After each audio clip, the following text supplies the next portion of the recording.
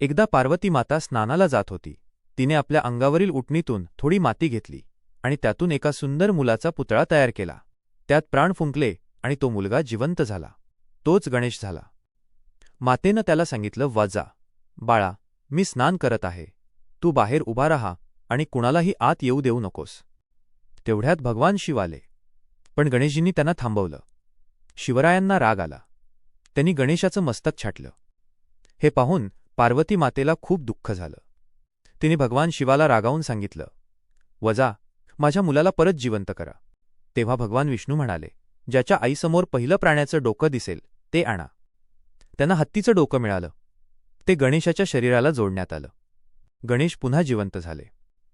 शिवाने त्यांना आशीर्वाद दिला, "तू ज्ञानाचा देव होशील. तुझ्या नावाने प्रत्येक शुभकार्याची सुरुवात होईल." शिकवण: कुठल्याही कामाची सुरुवात करण्यापूर्वी गणपती बाप्पाचं स्मरण केलं तर अडथळे दूर होतात आणि काम यशस्वी होतं. चॅनेलला सबस्क्राईब करा आणि बेल आयकॉन दाबायला विसरू नका.